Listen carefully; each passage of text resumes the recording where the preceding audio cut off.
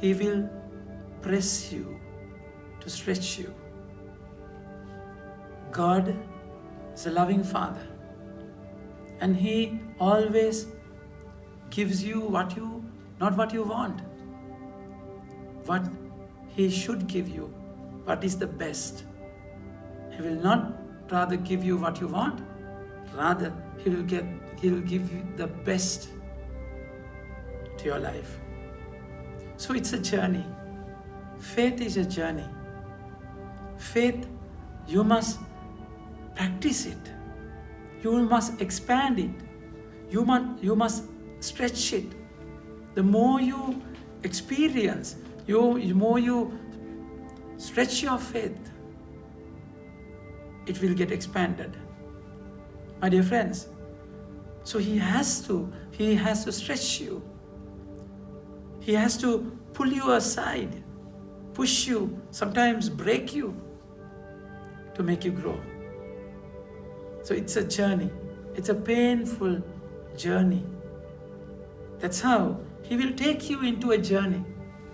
If you are answered then and there, if you get your answers the moment you ask for an answer, you will never grow. You will never grow. I mean, when you go through life, in that going through life, you must also grow through life. Not only go through, rather you have to grow through it. That's why this Canaanite woman comes to Jesus, because her daughter was tormented by a demon, and that pain, suffering, drew her to Jesus.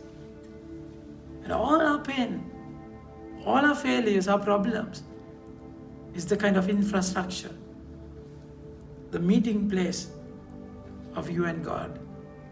My dear friends, that's how every problem is a blessing in disguise. That's the reason you sometimes that's the very reason you are running towards Him. But then, Jesus was not in a hurry. He didn't answer her then and there. He kind of turned a blind eye, turned away, never show any concern. And He just ignored her. But then, the more He ignored her, the more she went to Him. That is the way the Lord is helping you to grow. And the disciples said, Lord, send her away, or she's bothering us. But mind the words. He never sent her away. Even in multiplication of bread, when there was a multitude of people, more than 5,000, when it was dark and when it was empty, disciples wanted Jesus to send them away. That's kind of escapism. You run away from the challenge. Jesus never did that. So that's why Romans chapter 8, 35 and 38 beautifully says, nothing can separate you from the love of Christ. Nothing. He never said so. He could have just chased her away. But then He never did so. But then He will keep her, He kept her, and He helped her to grow. How He helped her to grow? By pruning. He will prune the fruit-bearing branches. For that, it may bear more fruit. Pruning causes pain. And then He said, I have come for Israelites, not for pagans. And then she knelt before Him. How arduously, ardently she clinged on to Him. That's beautiful. And then she said, Lord, help me. Then, top of it, Jesus says, the food belongs to children. We should not give to dogs. And it's a kind of very rude kind of statement. My dear friends, Jesus exactly knew her capacity. And Jesus exactly knew she's not going to leave. It's a kind of test. It's a kind of test, and she passed that exam. Each moment when God is silent, remember that you are in that examination hall.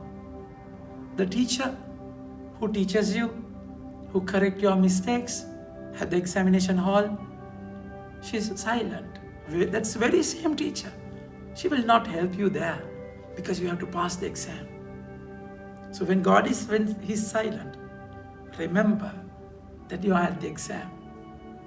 So there's a trophy waiting, victory waiting, and you have to pass this. So when God is silent, never leave Him.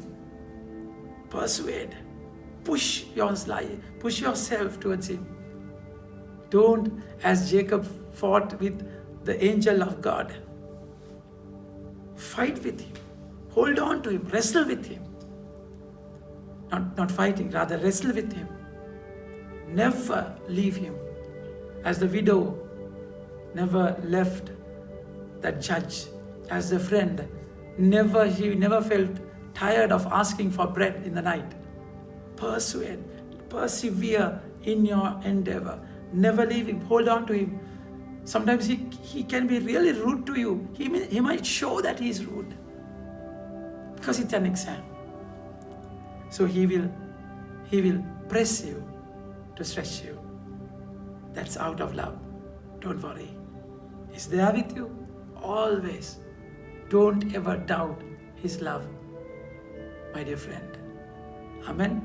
May God bless you. Have a nice Sunday.